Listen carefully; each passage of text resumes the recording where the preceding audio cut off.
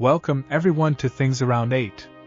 Dear friends, in this video we will talk about the increasingly intense Chinese military movements around the island of Taiwan, and why Xi Jinping wants to attack so much right now. And if you are not yet subscribed to the channel, subscribe now and activate the notification bell so you don't miss any news. On Thursday, July 11th, Taiwan's Ministry of Defense reported that in a 24-hour period, the island's radars detected the presence of 66 Chinese military aircraft. The greatest Chinese air activity recorded around the island is in 2024. In addition to a strong air presence, the Chinese have also sent 6 warships to waters near Taiwan, with a Chinese aircraft carrier, the Shandong, having been spotted by a Japanese military aircraft west of the island a few days earlier. In recent years, tensions between China and Taiwan have been gradually increasing, but they began to deteriorate even more rapidly since 2022, with the start of the Russian invasion of Ukraine. But what does the Russian invasion of Ukraine have to do with the increase in tensions between China and Taiwan? And why do many analysts claim that Xi Jinping firmly believes that this is the most appropriate time frame for an invasion of the island? Since the founding of the People's Republic of China by Mao Zedong in 1949, China has claimed that Taiwan is nothing more than a rebel province, as it was on this island that Chiang Kai-shek's nationalists, defeated in the Chinese Civil War, took refuge, and founded the Republic of China in Taiwan, also in 1949. Over the decades, Taiwan has lost international support and recognition, culminating in the 1970s with its expulsion from the UN, which began to recognize only the People's Republic of China. The final blow came at the end of that decade, when the United States, under President Jimmy Carter, seeking to widen the political and ideological gap between China and the Soviet Union, stopped diplomatically recognizing Taiwan and began to recognize only mainland China. It withdrew all of the nearly 20,000 military personnel and hundreds of aircraft that had been stationed in the region for decades to protect the island. However, at the same time, the United States Congress passed a law that obliges Washington to provide Taiwan with all the necessary means for the island to guarantee its independence and sovereignty, which includes weapons and ammunition, creating a curious situation known as strategic ambiguity, in which the United States does not officially recognize Taiwan as a country, but at the same time, it is obliged by law to provide all the means for that country to guarantee its independence. China, obviously, is not at all pleased with this so-called strategic ambiguity, because it knows that, despite having official recognition from the United States, it also knows that if it invades the island, it will find highly advanced American weapons there.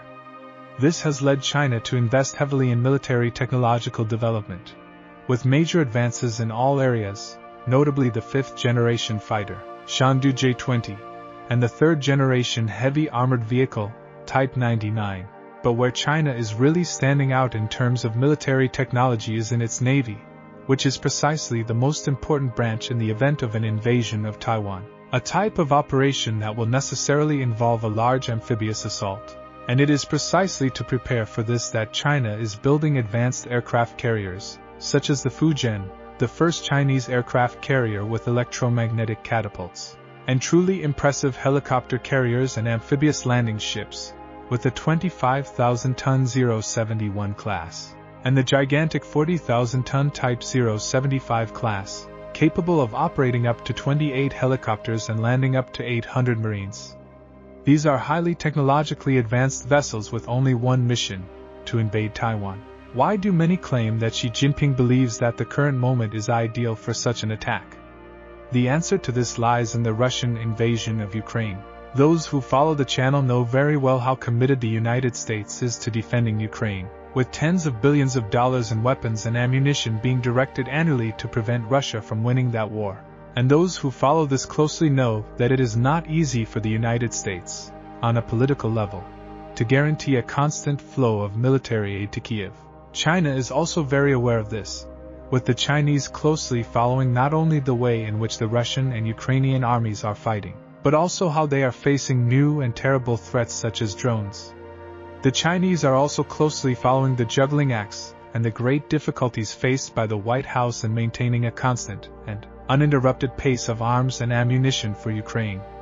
China, Upon noting the high level of financial commitment of the United States to Ukrainian defense, and mainly, upon noting the high level of internal and external political wear and tear that the U.S. government is suffering in maintaining this defensive effort, may have concluded that the United States, at this moment, does not have much room to support another ally in another high-intensity conflict, which is what a Chinese invasion of Taiwan would be like.